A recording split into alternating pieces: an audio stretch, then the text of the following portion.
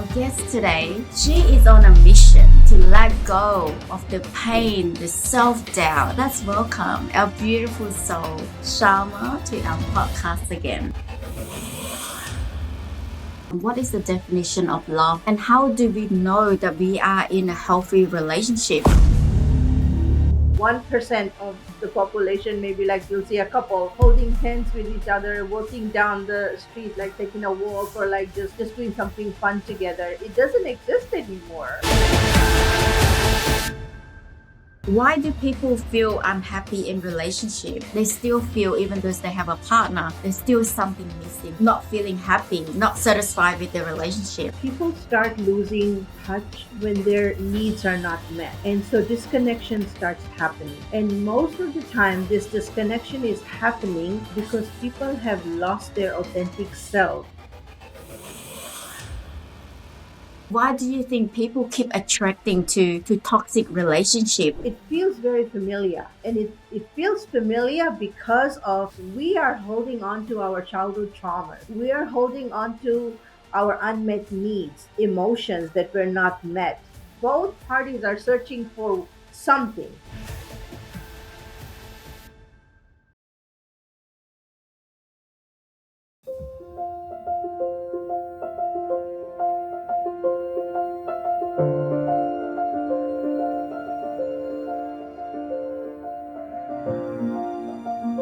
Welcome to the Wisdom Inside Out podcast. Today, I am so thrilled to have one of my beautiful friends back to our show again, who is a relationship and a mindset coach. If you are a long-time listeners to my podcast channel, you probably already know her energy, her wisdom, her clarity that she have brought to our first episode. Last time we were talking about relationship scam and self-worth. Her first appearance was one of my highest view episodes. If you haven't checked that out yet, please go and check it out. It's called The Truth About Catfishing. But this time we're going to dive deeper, more complex, more painful. The most common questions that our modern day relationship asks. Why is our dating or our relationship feel like a broken record? And how do we truly heal it? And how do we stop this repeating cycle from repeating in our life again and again? And let's define the definition of love on our own terms. Well, our guest today, she is on a mission to help our humanity to let go of the pain, the self-doubt, the limiting belief, and the past memories that no longer serve us. And let's welcome our beautiful soul, Salma, to our podcast again. Thank you so much, Leena. And it's always my pleasure to be a guest at your podcast. I love the connection that we both have. It's so amazing. We connect so well, and our energy level is so contagious. I feel like we can, the sky is the limit when I see you. That's how I feel. I feel like I have like two miraculous wings or like magical wings, and I'm just gonna fly as high as I can. It feels so awesome to just be with you, and everything you said about me goes back to you as well. You're such an amazing person inside out. You're a beautiful soul inside and out, Lena. And it's always, always, always my pleasure to an honor to be part of your podcast. It's so amazing that the things that you're doing, I'm very, very proud of you as well. This world really needs coaches and beautiful souls like you to bring awareness to a lot of things that we have lost touch with. People have forgotten a lot of things, I believe, about relationships, about love. Everything has become so much of an external validation, and it has become so much of like materialistic, more like, everything is just measured with what you have or what you're worth. Nobody sees the deeper or inner beauty of a person anymore. It goes beyond everybody's like vision or even imagination. Like people just think about how much you're worth, like material wise, like not like as a human being, or like the wisdom, the knowledge, the love, and all the other things that you have in you is just overlooked. And I think the awareness, this, by doing this podcast, our goal is to bring that awareness back to people, to make them realize that love is beyond that. Love isn't a possession. Love isn't control.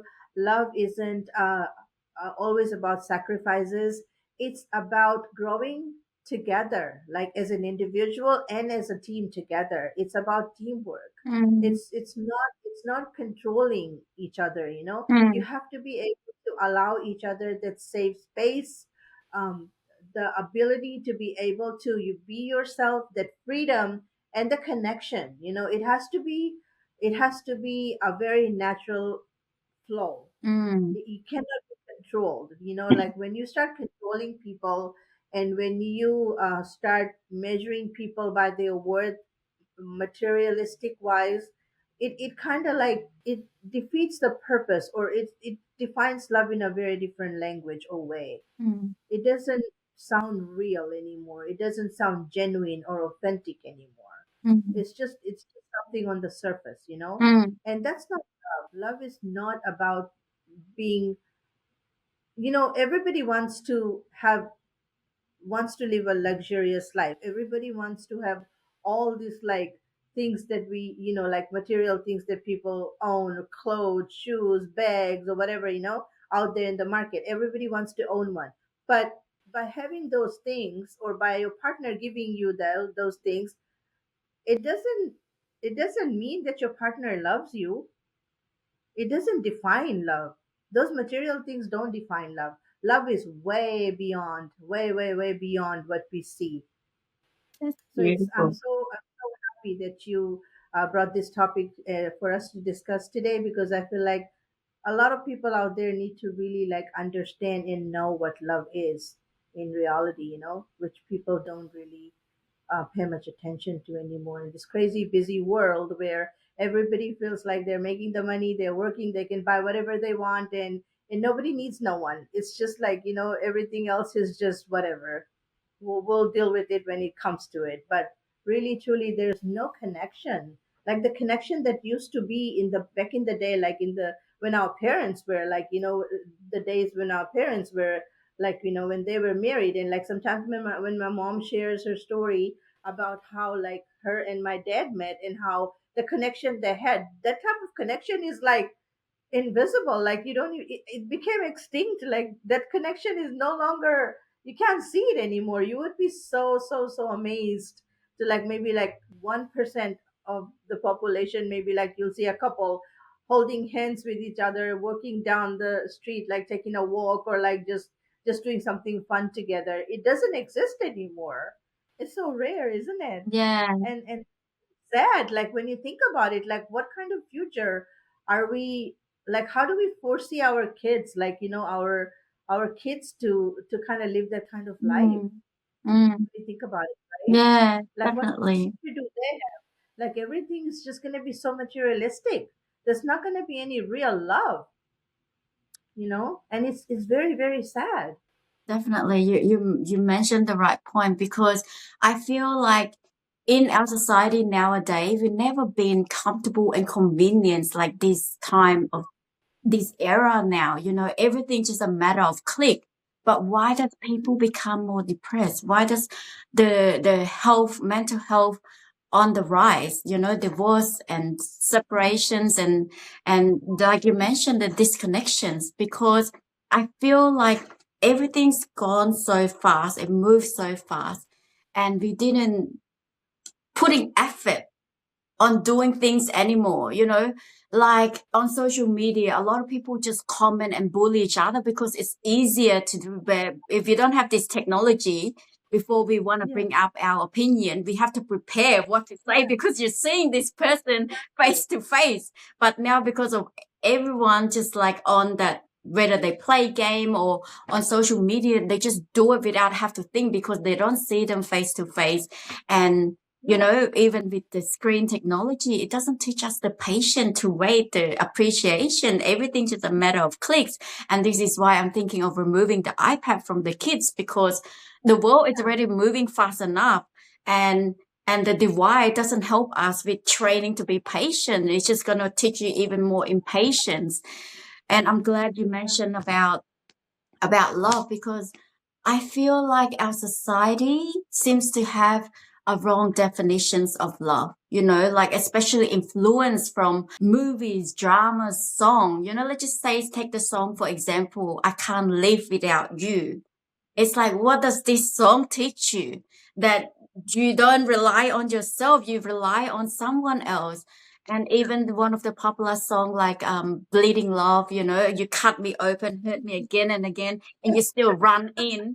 Like, what does it teach you? It teaches you to constantly sacrifice, but not thinking about what is truly value and what is the emotional safe. So to me, it's like all about love is all about the emotional safe, the freedom, the joy, the growth, who you really are. So I would love to Mhm. hear.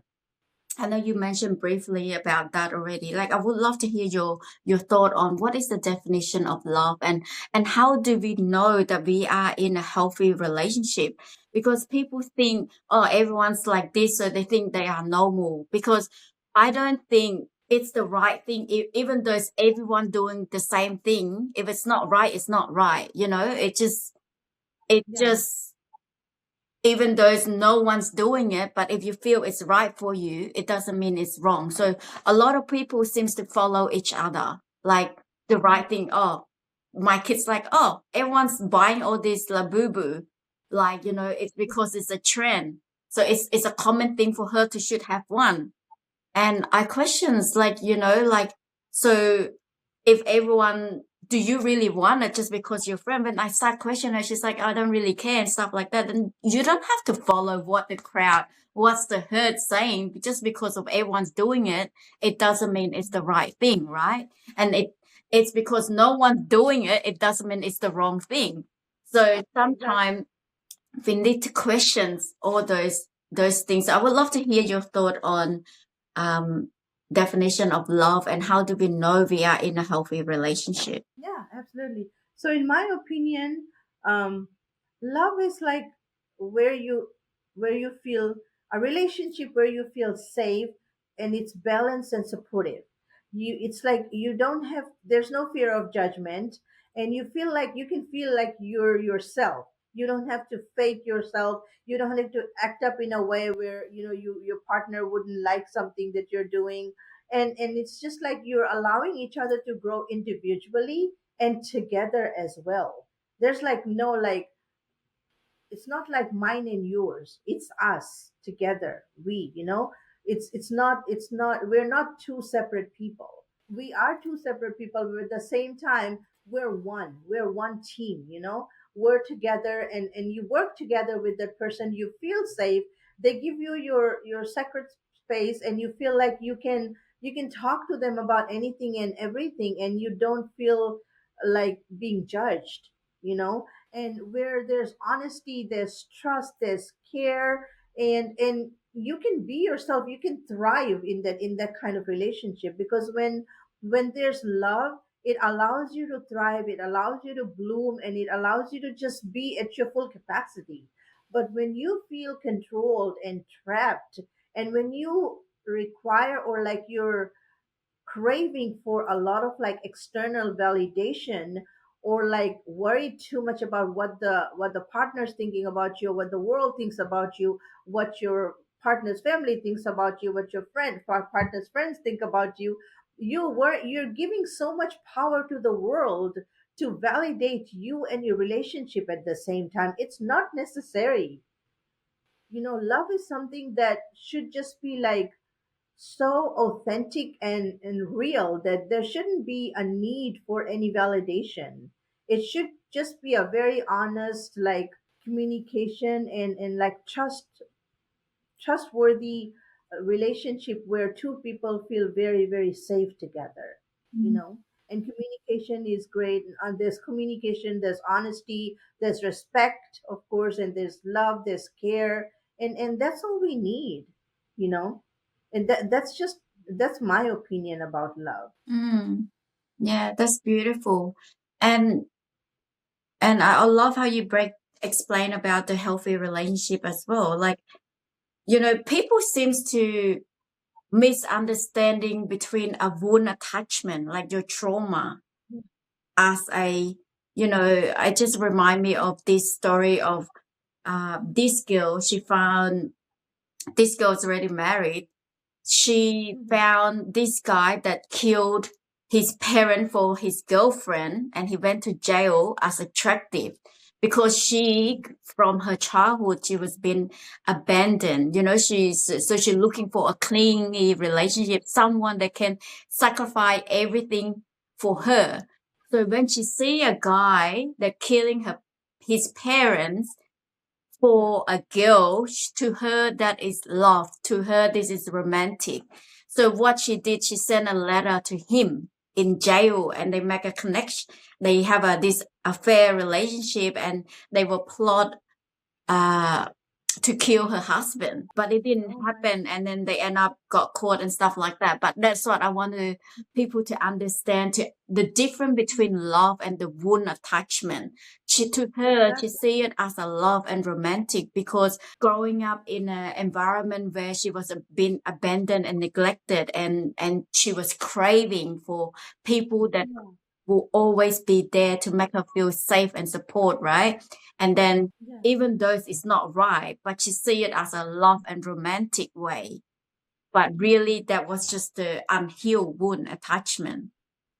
Mm. So this leading me to ask you, like, why do you think people keep attracting to toxic relationship, to that type of friends, the type of boyfriend or partner again and again? Because to me, that is like a unresolved, unhealed childhood trauma, the pattern Yeah. still playing in the Exactly. present relationship. So I would love to hear your thought on this.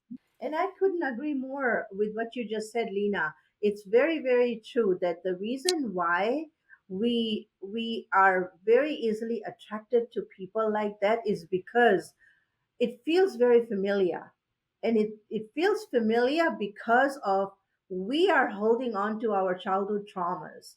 We are holding on to our unmet needs, emotions that were not met. And so when we come across people like that who are toxic or narcissist or like not like the right people, we connect because both parties are searching for something. We're in need of like love because we didn't get that when we were growing up as a child, and so our needs were unmet. And on the other hand, the other party is looking to receive the same from somebody, so we're giving and they're receiving, and in the midst of doing that, we as genuine people who are genuinely looking for love, we end up with these people who are just kind of like the type of people who are only going to receive and receive and receive and receive until they drain you to a point where you have absolutely nothing else to give them. And then that's when you will realize that's going to be a wake up call for you when at some point in your life you'll come to realization that you have given so much that you have absolutely nothing else to give anymore. And that's when you will think about it and you'll be like, oh my God, like, and then that's you've already made the mistake. The damage is already done, and that's when we learn our lesson that we've already made a mistake. And this is where we were searching for love. And this only happens, Lena, because we expect so much. There's expectations, as human beings, we expect so much. We've never given ourselves that self love that we should have actually given, because if we had given ourselves that self love, the self compassion, like talk to yourself kindly, be kind to yourself, be kind to your body, speak to yourself politely. If we had done all that work to ourselves, we would never be out there searching for external validation or love.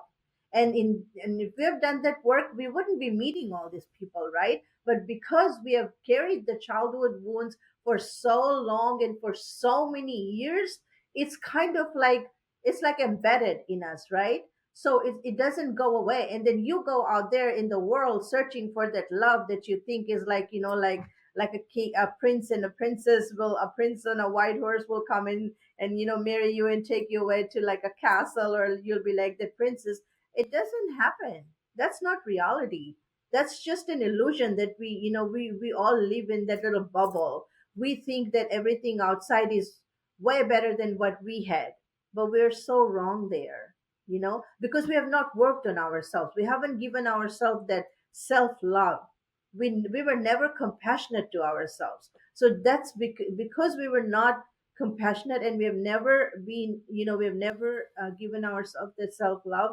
We go out there in the world to look for it, and that's when that energy attracts each other, and then we end up giving and giving, and the other party keeps taking and taking, and then you drain yourself, and then you realize you've gone too far, and you've given too much, and you have nothing else to give anymore. And that's when it hits home, and you're like, oh my god, I gotta get out of this relationship, or I gotta run as fast as I can. I've given too much, and I have nothing else to give. And you know Mm. Yeah, and I totally agree with you. You know, the emotional needs, especially from childhood. Your relationship with your caregiver is the reflection of your relationship to the world. So if you grow up with your parents saying that, you know, that you have to earn love, that you will do the same when you go to work. If you constantly have to prove yourself to your parents, you will do exactly the same when you try to earn money, when you try to with your career or your relationship. And this is why the first 3 year of a child is very important, because the child is developing their emotional intelligence. They need to, the way the parents role to the kids, how safe do you make the kids feel, is that's how the kids gonna see the world. If you are emotional unavailable, or you're constantly not available to your kids, the kids will have this emotional thinking the world is a scary place, unsafe, and they will grow up in that personality. You know, this is remind me a lot of like a story that I learned from my case studies. Like, if you have your growing up with a parent, a mother who's always, if you're a boy and you grow up with a single mother that it's weak, that you constantly have to take care of her, y- responsible for her life. So when you grow up, you will only attracted to girls who are having a lot of problem, a lot of challenge in their life, because it's a familiar to you, and you spark up that, oh, that's the role that you used to do with your mom. So you would do the same. So, and then you would start question like, why am I attracting the same type of girl that seems to have a lot of problem? That's because you haven't healed your past relationship with your caregiver. So that's why I know a lot of people don't want to accept or don't want to own up you have a trauma experience. And trauma is not just a traumatic experience. There's a small T and big T trauma. So trauma, it could be just whatever you need as a child and you don't need, and it's become a emotional wound. It's become the shame that you carry with you. So this is why it's very important. I just want to, because I'm very passionate about, you know, conscious parenting, and I just want to open a bracket because it's also a relationship. And I just want to True. open Very true. a bracket to the parents out there. I know we don't have much time, because compared to our parents' generation, most of our mothers stay home to give their attention to the kids. But women nowadays, we want to go to work, we want to prove ourselves, so we abandon the kids. Like, the kids have less time with the parents, and then when you go back home, you're already drained out from work, so you're running from a short fuel, like a small energy, and you just go straight to the point of correcting, coaching, teaching, and you forgot about the building connections, you know, and Exactly. connection is very Very important, right? Because if you wouldn't listen to me, if I'm just a stranger versus like we build a relationship, you will open up to listen to me more. And this is why I thought, compared to my own experience, you know, I go straight to the point. When I try to teach the kid, I miss out the connection time. I just go straight to teaching, but I miss the point completely. It's just that they won't It's connect to true. you, so they not welcome any information. And this is why a lot of kids listen from their friends' advice than our parents' advice, is because the friends, they feel safe, they feel connected to their friends, even though their Yeah. advice is not wise. But the kids listen to their friends' advice versus our us adults' And advice. yeah. And why our modern relationship, especially parents out there, you really need to start building the connection with your kids, because everything moving so fast, the kids can get the information from their friend, and especially from the social media, and it's not safe. It's not always safe to get it from things that we don't want them to learn. But if they're coming to us and they don't feel safe sharing with us, then they will have to They turn look to, yeah. right. Yeah, they look for it outside. It definitely, this remind me of a story of a lady in Thailand 2 years ago that I was watching the news. The community, they go and save the girl that's been human trafficking and prostitute and stuff like that. And then when they interview her story, this girl, she was from a medium family in Thailand. Like, it's not too poor, whatever. Her mom bought her a motorcycle to for her Mhm. study and for everyday use. But she had an accident, so she broke a little bit of her motorcycle, but she didn't dare to bring it home and let her mom know that she broke the motorcycle. So she left the Yeah. motorcycle with her friend's house and tell her mom that her friends borrowed the motorcycle, and she is trying to figure out to have extra money to fix the motorcycle herself, so that way her mom doesn't tell her off or whatever it is. So she was looking for a job online, and it turned out to be a scam. So she was kidnapped to be human trafficking. So she was being forced to Oh, be a prostitute for 2 years, Sharma. And she have to serve like 15 or 20 guys, like, I don't know, per day or something like that. It was just crazy. Like, when I read it, it was just like, wow, this is just because of she didn't feel safe to tell her parents, and it lead to that situations.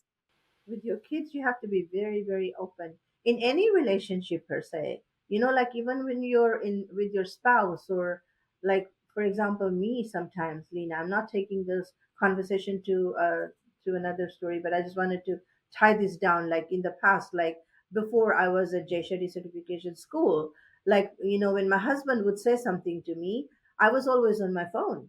I was always on my phone. I was never paying attention. I was listening to what he was saying, but deep down I'm not paying attention. I'm like, okay, let him talk, he's always talking anyway.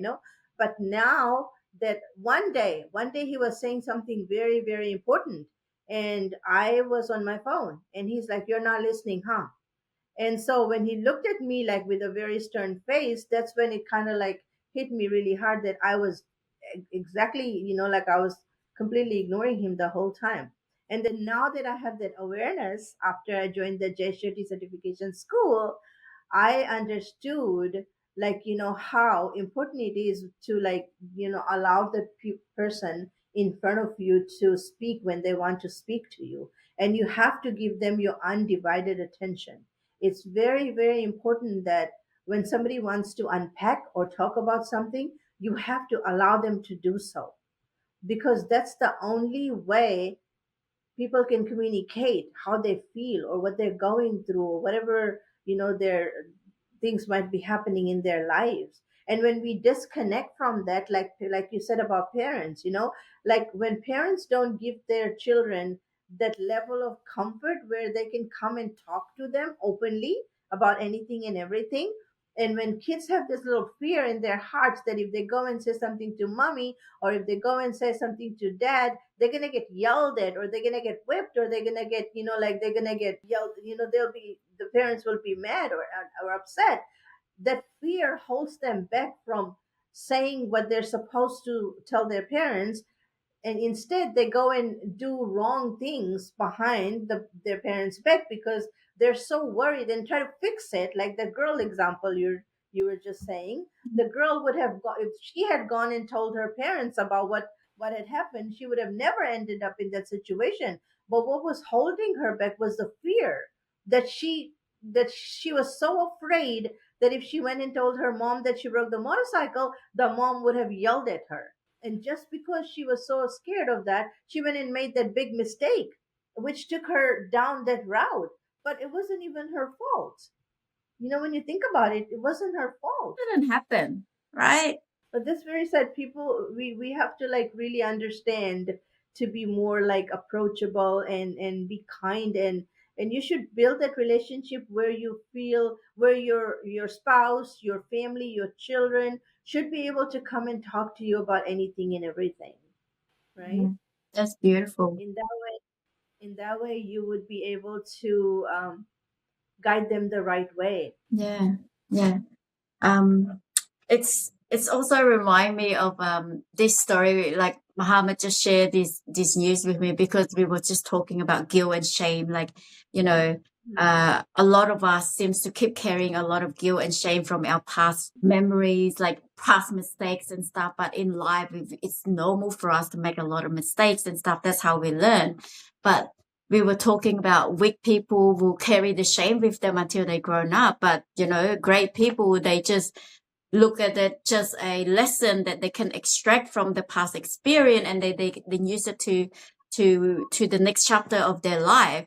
And it was just he was sharing about this story that I just read it last night, so I thought it's still fresh in my head, so I thought I'd share it. This has happened in Canada in around July 2019, like a Bangladesh family. So it was an immigrant to Canada. The boy, he's 24 years old, but I think because of he growing in a family that was strict, high expectation on the kids on education and stuff like that. So he made it to uni, but maybe the subject or the course that he chose was too hard for him. So he failed and he got dropped out, but he didn't tell his parent. So he's been lying to his parent that he's still going to uni. And then it's like it's supposed to go for 4 years. And when the uni finished, he decided to kill his whole family, his parents, so two parents, the grandmother and the sister, because he didn't want the parents to witness the shameful son. Like he posted this on his game friends, because all this time that he lied, he'd been living a double life. He's been, all this time, instead of going to uni, which he told his parent that he going to uni, but he was just going to the game center and talk, and he telling all the friends that he feel free, feel who he is, because he get to talk about anything. He didn't have that. He can't do that at home. He have to put up this role to meet up with the parent expectation. And, when the 4 years that he's supposed to finish his uni came up, he decided to, because he carries so much shame. Some people carry so much shame, they commit suicide, but he turned it to, he didn't want, after he thought about his parent, after he died, he didn't want his parent to witness all this shameful son. So he decided to kill the whole family. He killed his mom first, and then he go and play game. It's just like mental, all this emotion that he'd been suppressed over time is become explored, So he killed his mom first, and then he killed the grandma, and then called the sister to come home, killed the sister, the younger sister, and the father's last, because he's the last person to come home. So he killed four of them, take photo, and he posted and he shared what happened, because I guess it's just up to the stage where he didn't want to hide, suppress anymore. He had enough of it, but the thought of the parent know what he's doing, it was just so much painful that he decided to kill them. And this is sad, because I know the parent probably want the best for him, but they didn't know that their action have actually made him feel that he can't be himself. And when we can't be ourselves, it's really suffocating. And it's just a matter of time, regardless how good we suppress our emotion, it doesn't go anywhere. It's just like you're pushing a ball in the water. It's just going to be explode so bad one day. And this is a very, very sad experience. The reason I share this is because I want people to number one is that we all experience some shame, like from our past experience, whether we've been abandoned, neglected, broken trust, rejected, or shame. It's to forgive ourselves, like you mentioned, with self-compassion, we're still learning life, we're still exploring life every day, and it's very normal to have a mistake and fail. I wouldn't even call it mistake or fail. I would call it's a lesson that we learn, because without going through that, how do we learn? We don't learn without all those experiences. Yeah, so it lead me to ask you another question. I think it's very important for relationship is the communications. Mhm. And I love it how you said I'm the same as you. Like I used to always say about what is coming out of my head.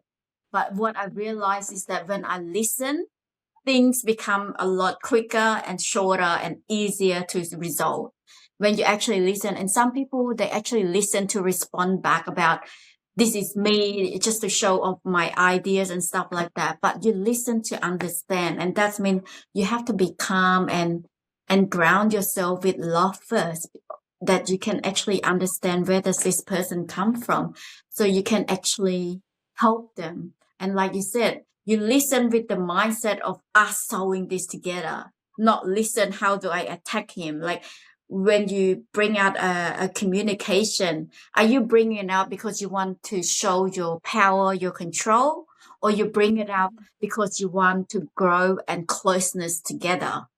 Sometimes we fight just for the shoe, but the root cause about your husband putting the shoe not the right space, it's that's just the surface level, but the deeper level is because you want to grow together, or you want your husband to validate or what you're feeling, or you just want to control.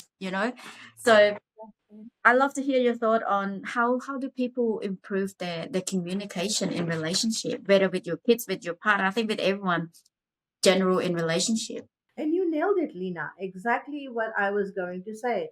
In my opinion, exactly the same thing.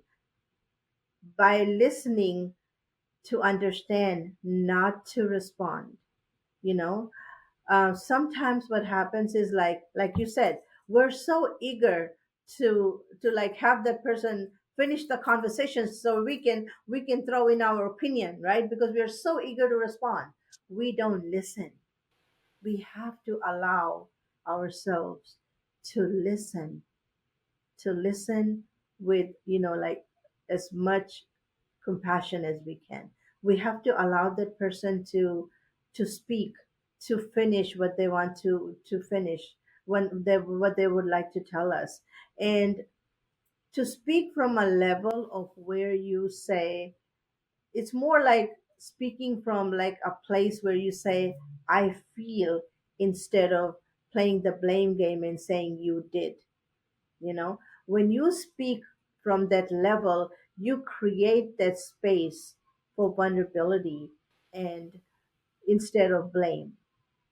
And by doing so, with that kind of communication, it builds more room for like trust, and it builds room for like greater communication. And it doesn't sound like a defense mechanism, like you're not defending yourself, you're not like there to just respond to the person. You actually make the person understand that you are there to hear them out. You're not there to just respond. So listening to understand is very, very important in a relationship. You do not want to be in the stage where you are listening to respond, because that's going to take the communication to a whole different level, and things may get, like, it may just get missed. It may get the message may not even get delivered, and that's where miscommunication starts to begin. Mm, I think when we're like too fast or too eager to just respond. mm, So listening to each other, one day your partner may say a lot more than you did. Another day you might be in that shoe. So both parties have to be able to allow each other to speak their minds out and their hearts out, however they would like to, whatever love language they have. Some people, everybody has a different love language, and if somebody wants to express how they feel, or whatever they're going through throughout the day, or whatever is on their mind, if they would like to express it, then the other party needs to be able to cooperate in the same way without playing the blame game. Mm. Yeah. Have to allow the person to be able to express themselves freely without the fear of judgment or without being biased or defensive, you know. Mm. Yeah, that's beautiful. And I I learned this the hard way. Like if people follow my episode, you will know like what type of person. And I still say when I start meditations, and that's when I learn to observe without judgment, and that's when I learn to listen without judgment and welcome everything. So like to me, I I when I want to improve my communication, I break it into two parts because as human, we are emotional creatures. We need to resolve the emotional baggage first, or else whatever information you put in is blocked. They wouldn't register anything, even though it's logic. Like I know, yeah, even though it's like a lot of parents, they are very good reason. They are totally right, but they miss out the first part, which is clearing the emotional block first. So you need to always validate the emotion first, your partner first, before yours. But we tend to go with our emotion first, and that's the final part. You need to listen and validate your partner emotion first. What does this mean? Oh, I can see you're frustrating. I'm sorry that you have to go through this. Clear his block. I understand where you're coming from. I know a lot of people can't do this because their ego is so high. They don't even say, "Oh, thanks for bringing it up." But for me, I look at it in a gratitude way. Yeah, I look at it in a gratitude way that when my husband addressed something about me, number one, he still trusts in our relationship, that our relationship is important enough for him to bring up this uncomfortable conversation. Yeah. Communication, when you want to grow, it's actually uncomfortable. A lot of people will brush it off, right? We don't want to do it, but then if you don't do this uncomfortable conversation, you're not going to grow to the best level. And this is why I feel grateful when my husband bring out any point. I said, thanks for bringing it up, because it showed that he want to grow together. He want to bring our relationship more close to each other. And also, it's an opportunity for us to learn new skill. Like you mentioned, it's not him or me. It's just about this is the challenge we're facing together. How can we do it? So it's opportunity for us to learn a new skill to resolve with this, how we look at these issues. Where in the past for me, like I said, I mentioned the hard way. I bring up all the point just because I want to show my power, my control. You listen to me. What I am. That's I how, run the house. and exactly. And again, like how I just mentioned, and that's so true. We all do that. Trust me, we all learn the hard way. And I feel like communication is the key. And also when somebody's trying to like bring up something to your attention, like your partner, like people have so many things running through their mind in a 24-hour day, or like 12-hour work day, or whatever number of days that you're hustling or doing whatever you're doing. When somebody tries to bring something to your attention, there's a level of trust that you have built with this person for them to be able to even approach you and say, I want to talk to you about something, right? So when you are so quick to judge and so eager to respond, you basically kill that excitement, or like not the excitement, like it defeats the purpose Mm, of the person trying to express however they want to express their feelings to you, because you're more like you're ready to provide the answer before you even heard the whole story. yeah. And that's human nature. We all do that. We're so eager to like respond before thinking.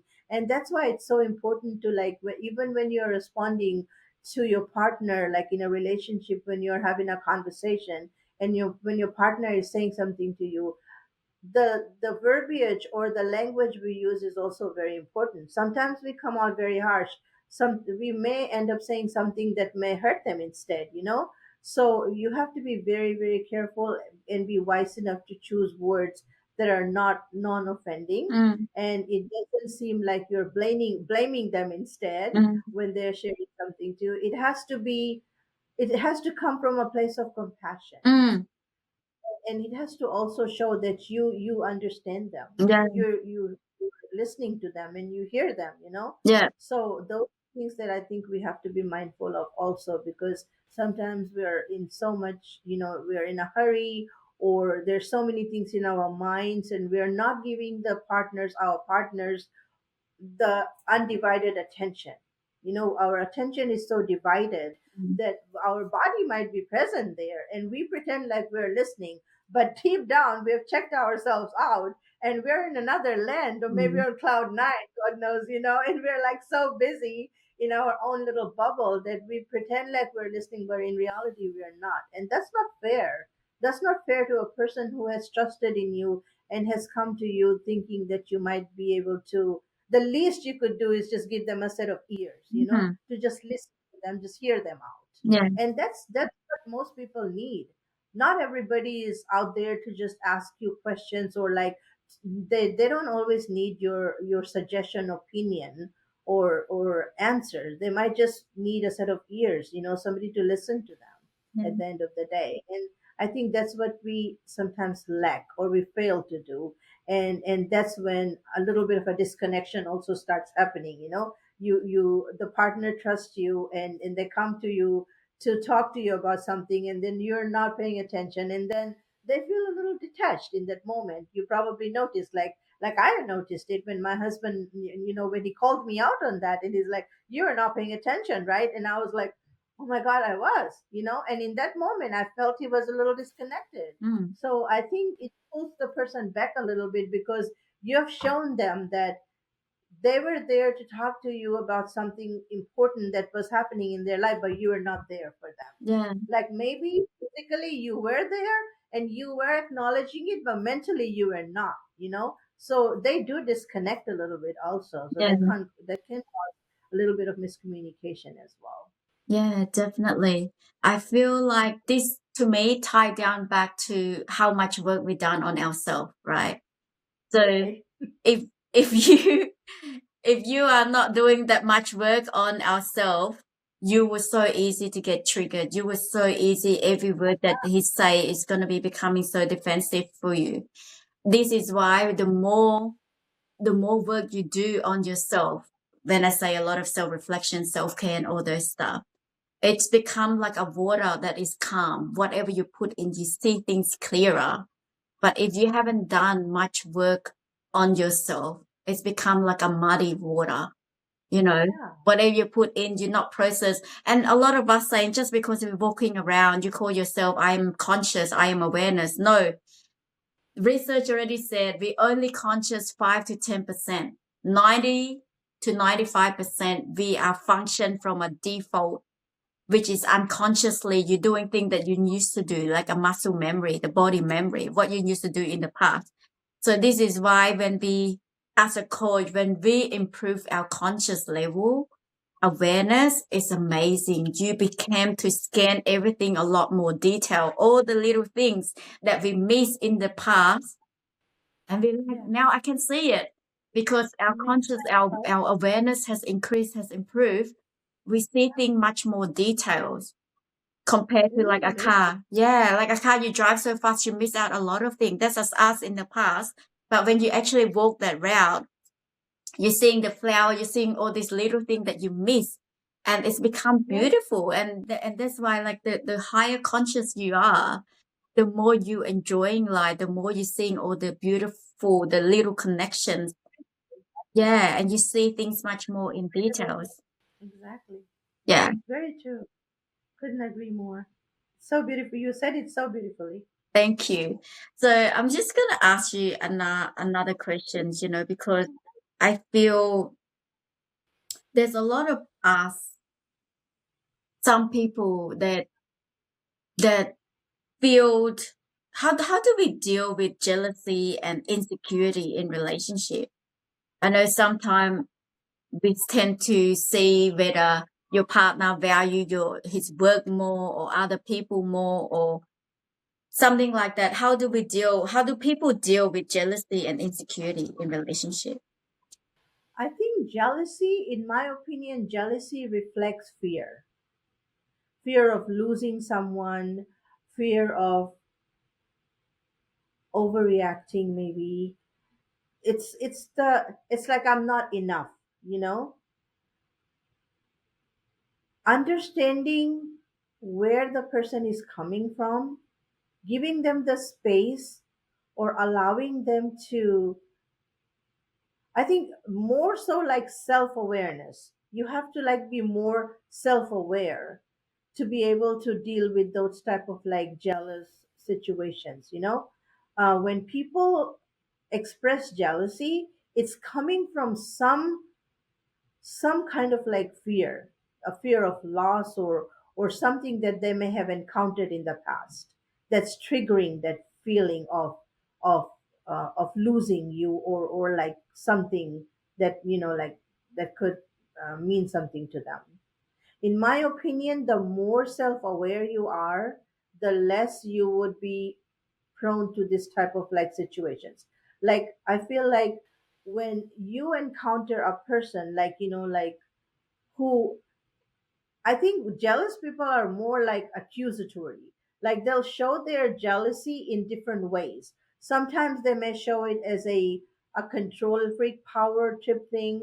Sometimes they try to like control you too much, and try to like manipulate a lot.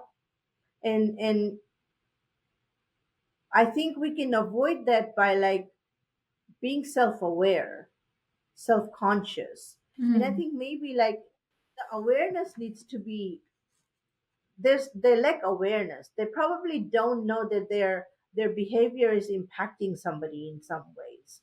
And I think when we bring that awareness to that person, it might just be like a light bulb effect for them. They may not even know that they are doing this out of jealousy. It may be something that triggered from like how we said, from a childhood trauma, unmet needs or something, you know, that reminds them that behavior that they saw in us triggered from that past trauma, and it didn't even dawn on them that this is something that is affecting them from that time, Mm. because they're carrying that wound for so long. So every person they see behaving in that way triggers that behavior, you know, that act of jealousy. And I think the awareness, when we bring that awareness to the person, I think then they'll be able to do some self reflection and learn from that. And I think that could be one way. When we bring that awareness, it may help them like realize that what they're doing is actually damaging the other person in Mm. some way, breaking that trust, or the relationship. Mm. That's What do you beautiful. Yeah, I definitely agree with you. I think it's definitely root from fear and definitely Yeah, linked to the wound attachment. It's attachment from the old wounds. Like, whether it's to me, I like to bring up insecurity. about the five, the abandonment. If you've been abandoned in the past, you've been neglected in the past, if you've been rejected in the past, broken trust and shame. And that's create the person. And you are spot on about the awareness because without having the awareness, you cannot fix this. And this is why if you watch every of my episode, everything is come back to ourselves. The Yeah, relationship you have with yourself is the relationship you have with everyone as well. So yourself is the root of the tree. Regardless how you want the tree to be having so many fruit, to have so many leaves, whatever it is, you have to come back to yourself. You have to work on yourself. So you want to heal this jealousy, you want to heal this all this insecurity. you know I was this type of person. I'm not like, I wouldn't say jealous, but I carry a lot of insecurity in my past relationship. So when I pick my partner, I feel that he's the one because he's ticked the box of everything I'm looking for, whether in career status or personality. Like he ticked what I was looking for, and I was having this mentality to have him to complete me. But I'm grateful for him to be patient enough with me to allow me to hold that space for me to learn self-discovery for myself, to actually to find my own purpose, find my own meaning. So I don't, when I found those value, I stopped leaving all the tasks to him. I focus on my study, I focus on my career, I focus on other things. And that's become my confidence. It's because the reason you're jealous and insecure is because you lost the confidence in yourself, right? And then that's why Self-worth. yeah, that's pretty much you need to come back and learn about your internal state, how you see, how you view yourself. That's like you said, the self-worth. And now self-worth doesn't tie to what we do, doesn't tie to how much money we have, doesn't tie to all these external things that come and go. Our worth, it doesn't change. So if we rely our worth on our title, like our career, one day if it doesn't have that career, you're going to be suffering because you feel like your worth's been taken away from you. And this is why your real identity, your worth, it doesn't tie with your, all this material thing, all this title, all these thing that you attach to, because everything like that is always change. Your worth is how you feel about yourself. Yeah, Very true. and that is come back to yourself. And this is why I said the relationship, once I changed the relationship with myself, like become more awareness, having compassion to yourself, I do exactly the same to others. And this is why my favorite quote is that if you truly love yourself, you could not hurt others. And it's sit in my head, like when I start to have this self-discovery, when I start to love every part about me, I get to love every part about others as well. I become that blank piece of paper, like a white piece of paper. Whatever people can write in, it doesn't impact them. Allow them to nourish just the way they are. Where before I feel like I have so many pain, so many dirty things on my paper, and I cannot welcome the relationship. I keep rejecting my trauma onto people, my past Yeah. my past memory from childhood to people until I work on myself. That's when I clear that paper. I can actually Yeah. welcome. Yeah. Yeah. And that is the beautiful, and you can tell because especially kids, they really can sense your energy. They can sense Mhm. how mommy talk is from exhaustion's energy or from a whole place. So that's why it's Yeah. coming back to yourself, and the only way to heal the jealousy, insecurity is come back and work on yourself, find your own passion. And for me, I always want to be, because when I have my partner, I always feel that he's the better part of our relationship. Like, because Mhm. he was more success than how I was before we met. And I have to say, like, since dating him or knowing him, my life has been progress.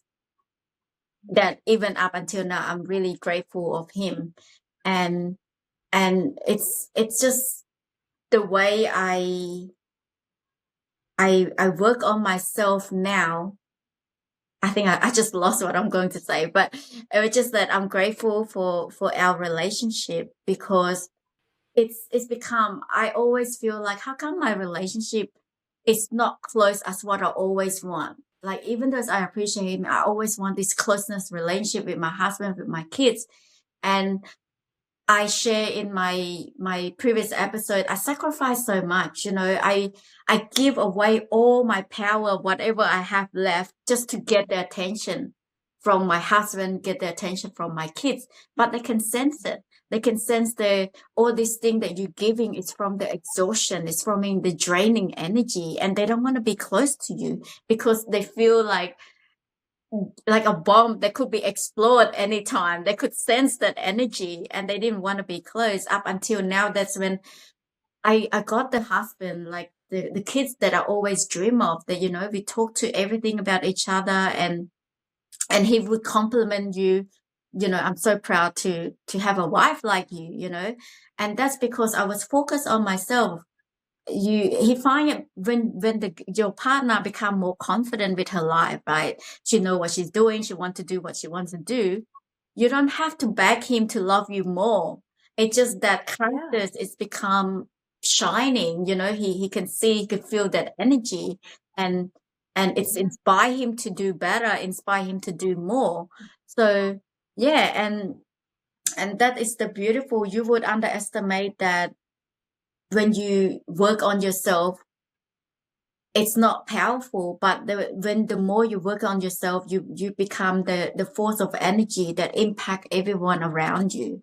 So my thought would be just come back to yourself and work on yourself, and that can heal the problems.